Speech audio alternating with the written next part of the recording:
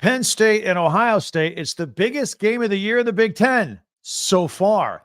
And I wonder if Ohio State is healthy enough to win this football game. What do you think? Locked On Big Ten starts right now. You are Locked On Big Ten, your daily podcast on the Big Ten Conference. Part of the Locked On Podcast Network. Your team every day.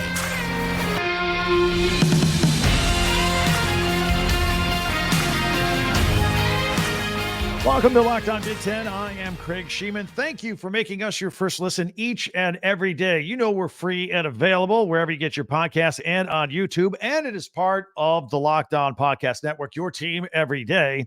Go to prizepicks.com/LockedOnCollege and use the code LockedOnCollege for a first deposit match up to $100 daily. Fantasy sports made easy.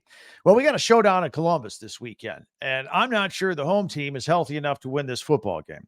Plus, we've got the latest news and hyperbole from around the league and our Tuesday tweets. See if you made the cut. Put a few extra ones in there today. Be sure to subscribe, the black button down below, and follow Locked On Big Ten for free wherever you get your podcast. That way, you'll get the latest episode of this podcast as soon as it becomes available each and every day. So, Penn State and Ohio State. It's the biggest game of the year in the Big Ten until the next one, and then the next one, and the next one. But it starts getting serious right now.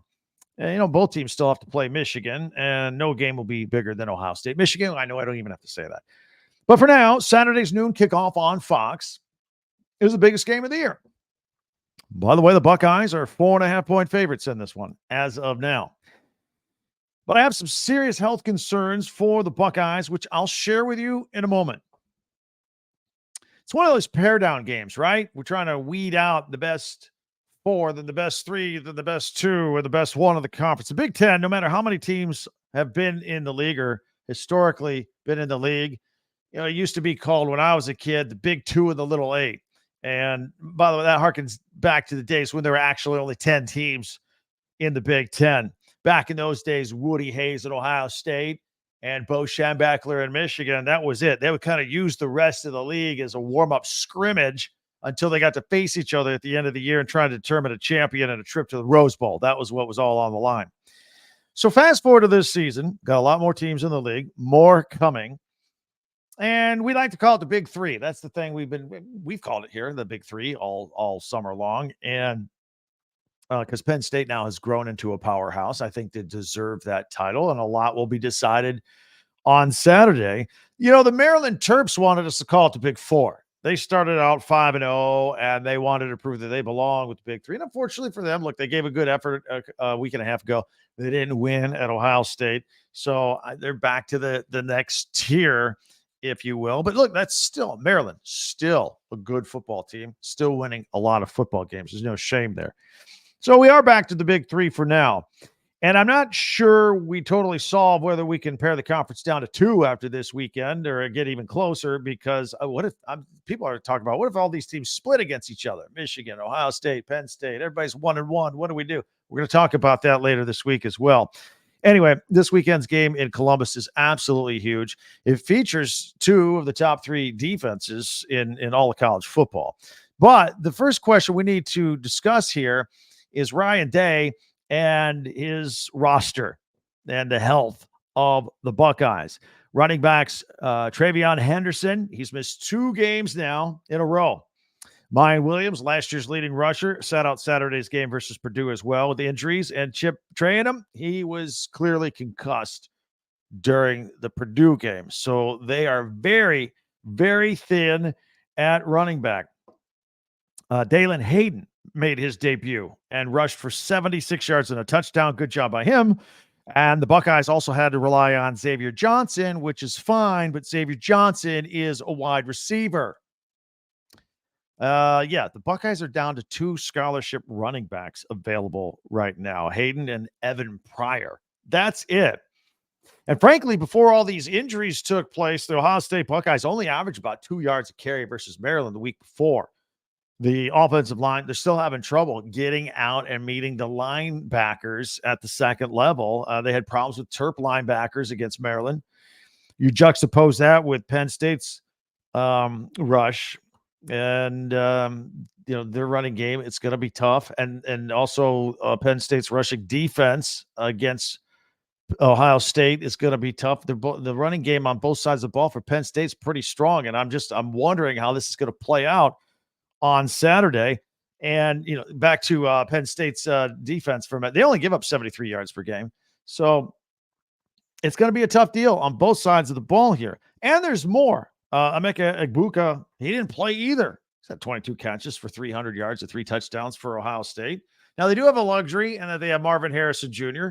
Speaking of Marvin Harrison Jr., and he's probably going to be going head-to-head with one of the premier corners in college football, and Kalen King for Penn State. That is a matchup I'm looking forward to. And so regarding these injuries, we'll get more information as the week goes on. Then again, we might not. Ryan Day might be playing a little bit of poker here and keeping it close to the vest and not letting James Franklin and Penn State have any idea what his roster is going to look like on Saturday. So that kind of information is at a premium right now.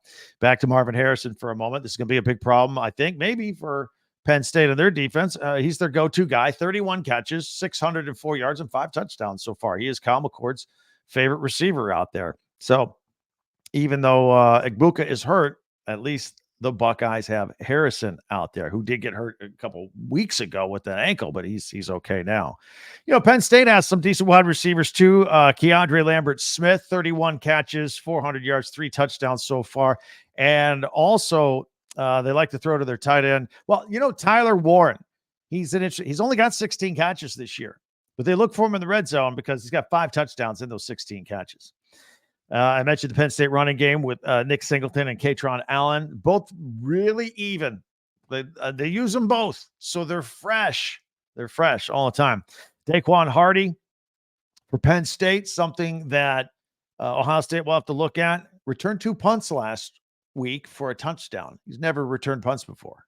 Got 2 for a touchdown, so it's pretty good. So those are just some back and forth, some strengths and weaknesses for both sides I wanted to throw out there and kind of do the first preview of the week here on this Tuesday. But again, regardless of the preview, I'm mostly concerned about Ohio State's injuries.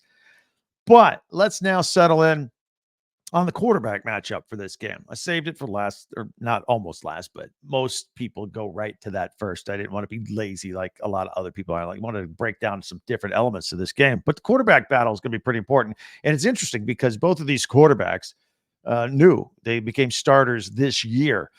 Let's start with Kyle McCord. Well, I'll go head-to-head and compare them. Completion percentage, Kyle McCord, 64%, Drew Aller, 65%.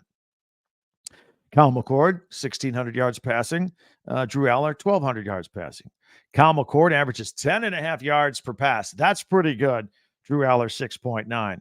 Kyle McCord has 11 touchdowns and an interception. Drew Aller, 12 touchdowns, still no interceptions. That's one of the strongest parts of their game. They do not turn the ball over.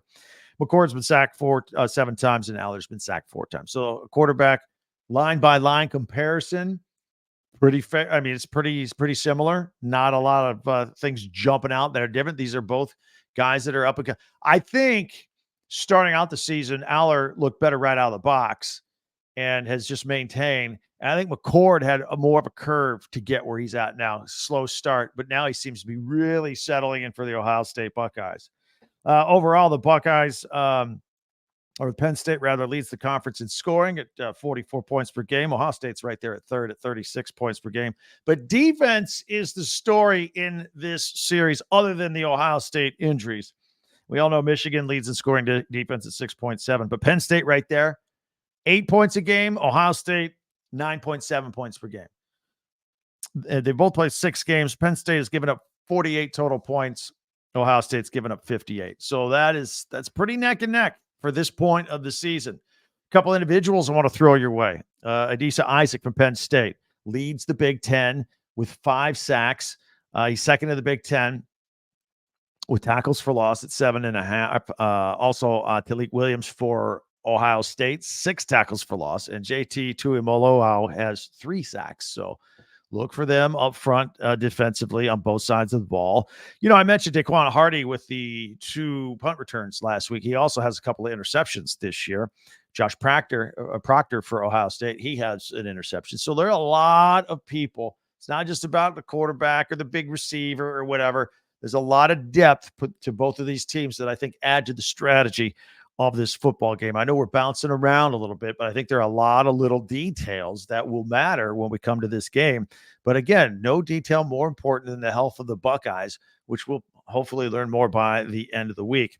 Overall, the Buckeyes have owned Penn State. They've owned almost everybody, really. Well, I hear you in Ann Arbor. I know the last couple years have been different. I said almost everybody. But against Penn State, the Buckeyes have won 6 straight and 10 of 11. So they've owned this lately. And again, they do that to most everybody. But overall, Ohio State leads the series 23-14. But this year's Penn State teams it feels different. It feels different. It feels ready to compete. And I know they have circled this one on their calendar for a long, long time. So I'm excited about this game. I know a lot of you are as well. Always welcome your comments on all of this on Twitter at Talk Big Ten or on YouTube as well. You can also hit us up on our website, talkbig10.com. That's with the number 10. So always welcome the comments. We got a little bit of overreaction and hyperbole again in Ann Arbor. We'll get to that. And speaking of that, I know we're going to spend a lot of time this week on Penn State and Ohio State. But the Michigan State game is this week. That's a big deal. A very big deal. Now, this year, Michigan's super good and Michigan State's not. And there's the whole big brother, little brother thing. And there was the fight last year in the tunnel. Lots going on there. You know, we've been going live on Saturdays, Saturday afternoon, Saturday evenings with Locked On Big Ten here on this channel. I think we're going to nail it down. We're going to come live halftime of the Michigan State game. So keep a note of that. But anyway, we'll get to all the latest news and notes going around the Big Ten and Tuesday tweets. Those are always really fun. It's 1 minute from here on Locked On Big Ten. You know, you may have a small business or an office and you got to hire people. It's like filling roster spots when maybe there's an injury on a football team or, you know, trades or whatever. You don't trade employees, but you do need new ones every once in a while. And you want to be 100% certain that you have access to the best qualified candidates available. That's why you have to check out LinkedIn Jobs. LinkedIn Jobs helps find the right people for your team faster and for free.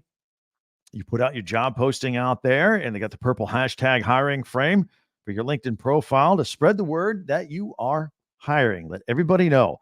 They have simple tools like screening questions. They make it easy to focus on candidates with just the right skills and experience so you can quickly prioritize who you'd like to interview and hire.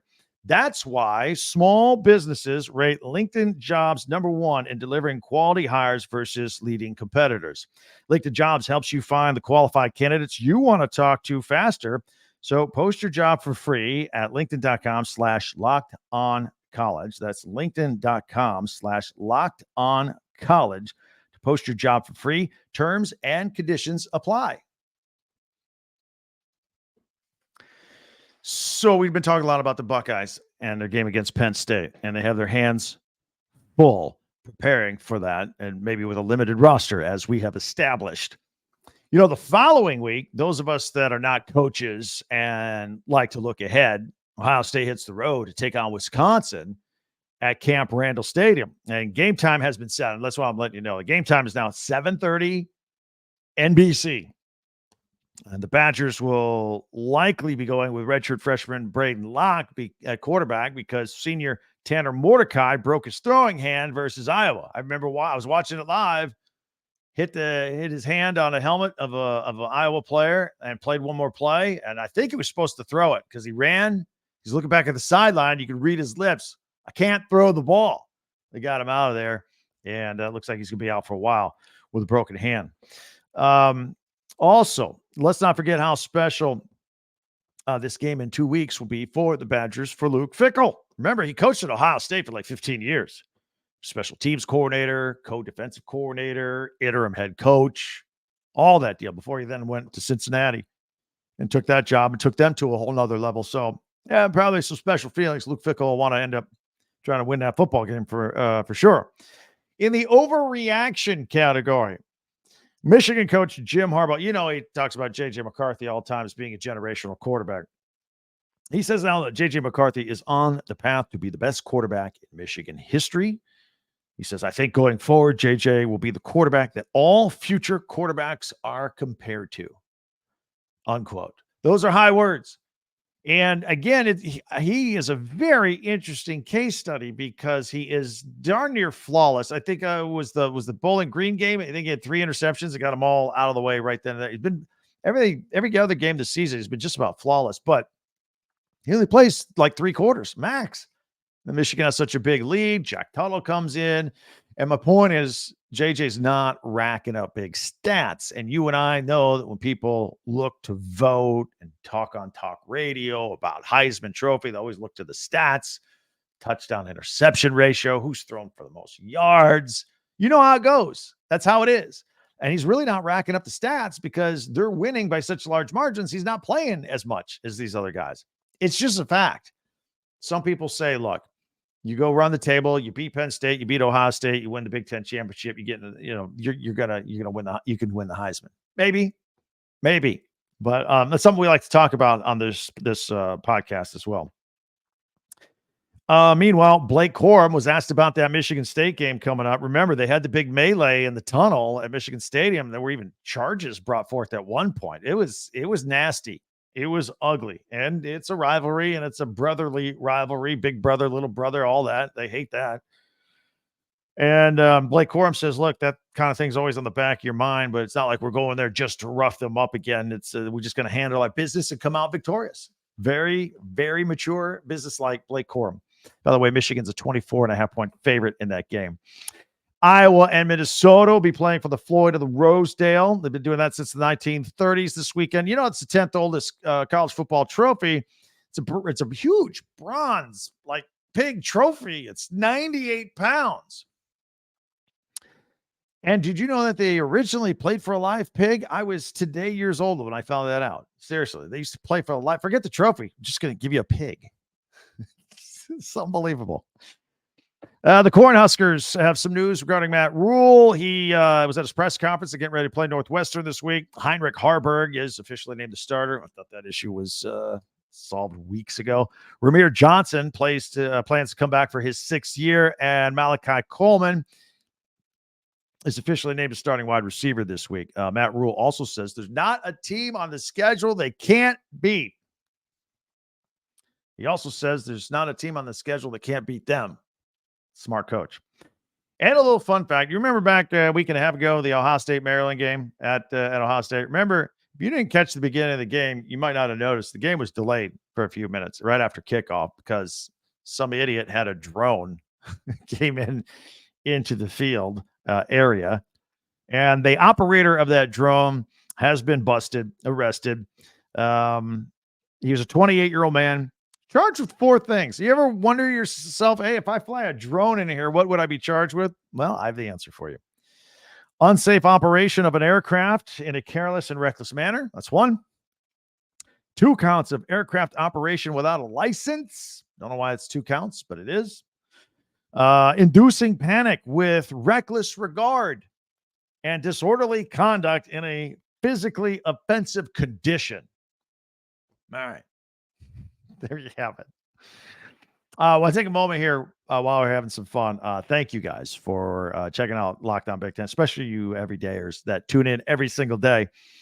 For those that do or don't, be sure to subscribe. We're making a push to 4,000 subscribers now, guys. I mean, we started this thing with 1,200 back in June when I took over this channel, and thanks to you guys, we're going to hit like 4,000. I'm very excited about that. So click on the black subscribe button, and then feel free to share also with any of your Big Ten friends. Follow, like, and like Locked On Big Ten. And also a reminder, in addition to us going live Saturday for the halftime of Michigan State on this Locked On Big Ten channel, also on this channel on Fridays, we have the Locked On College Football Kickoff Live Show. It's an hour from 11 a.m. to noon. A bunch of people on the Locked On channel are all part of it.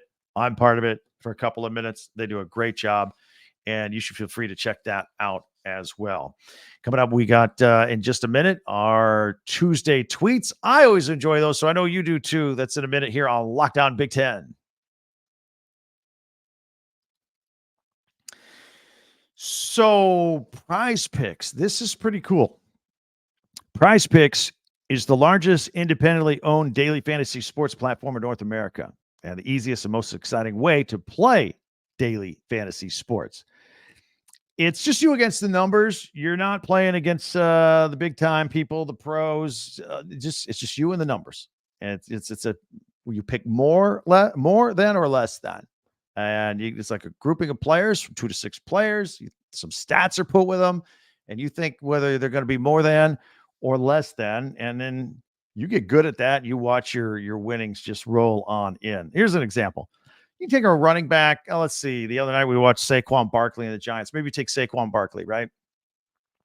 And say Saquon more than 60 yards and pair him up with a Patrick Mahomes more than 2 touchdown passes. Although I would advise against that because I don't know if you've noticed Kansas City has trouble scoring more than 20 points a game.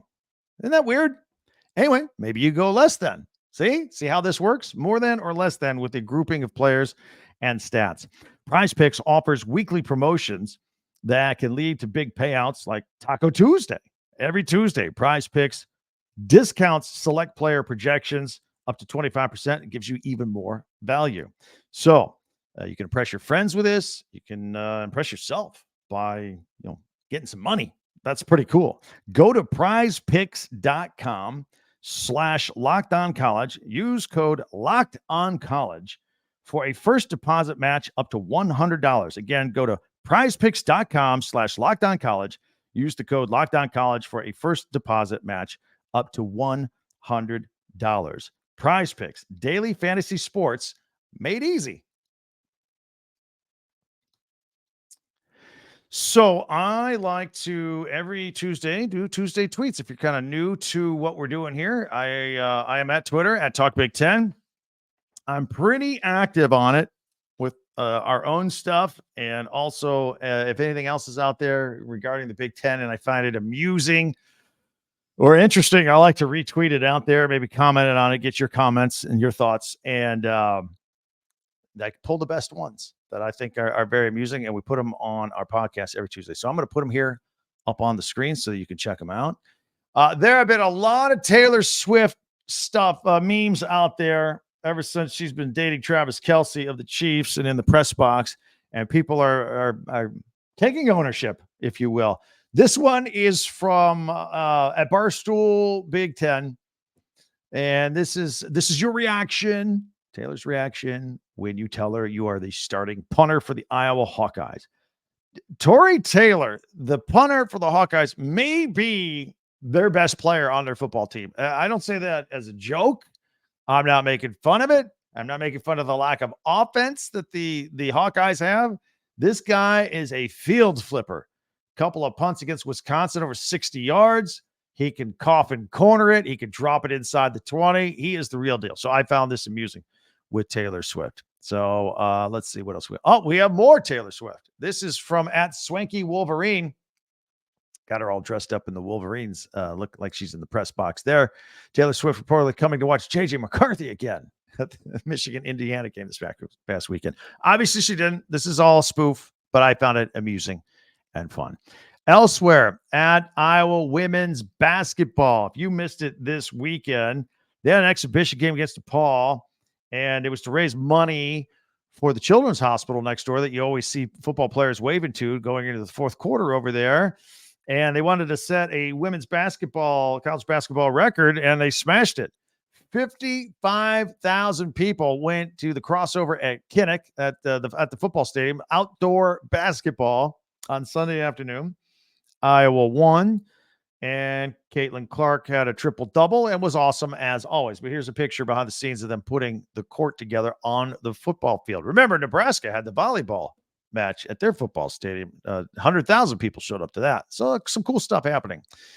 Here's JJ McCarthy, a little hype video. This is probably for his TV little headshot, but it was retweeted out for at MGoBlue. Hey, I would have this reaction too if my coach told me I'm the best quarterback of all time. This is hilarious. This is from at Marcus Hartman. So Purdue this weekend. You know, if you've ever been to a football game, you know they do like promotions during the timeouts. Keep everybody excited.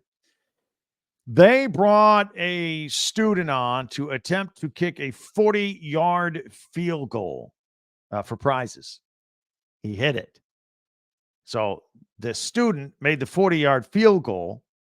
Then the Boilermakers' real kicker missed a 39-yard field goal. I'm not making this up. Here is Rutgers players at Brian Fonseca. He's showing a video, actually, of the Rutgers football players after they were 18 down, coming back to beat Maryland. And then they threw the athletic director, Pat Hobbs, into the air. Celebration. That's fun. At Big Ten football, here is a picture of the Heartland Trophy after Iowa beat Wisconsin 15-6 in a very Iowa way. One touchdown, 2 field goals, and a safety. Congratulations to them, but pretty cool. Go look at the trophy. Here's another picture of that basketball court on the football field with 55,000 people at Iowa. I wanted to give you another look at it from this shot on Twitter because it's very cool. And a shout out to at Eaton73 Ryan. Ryan Eaton gave us a shout out. He said, at Talk Big Ten, thanks for all you do. The Big Ten will always be the best in America. Thank you. And I agree with you. Well, that's very good. Thank you. Appreciate that very much. All right. A lot of stuff going on here this week. This is a huge week, and we're very excited about it. We're going to get more into Penn State, Ohio State over the weekend. We will continue to keep a watch on the injury situation with the Buckeyes. We will not forget Michigan State this week as we roll into a huge weekend coming up. Along the way at any time, if you want to hit me up on Twitter at TalkBig10, on the website, talkbig10.com. Those are all with the number 10. Don't spell it out. At TalkBig10 or talkbig10.com. Or hit me up here on YouTube. Love to hear from you. Again, a reminder, subscribe with the black button down below. It's easy, it's fast, it's free, and you're in. And you can subscribe and follow this podcast right now on your favorite podcast app, and you'll get the latest episode of Lockdown Big Ten as soon as it becomes available each and every day. We crank these out. They're released every morning, bright and early, so you can check them out at your leisure throughout any part, whatever part's best for you during the day. Also invite you to check out the Lockdown Sports Today podcast for the latest on everything else going on in sports. Have yourself a great day. Can't wait to talk next time. I'm Craig Sheeman for Lockdown Big Ten.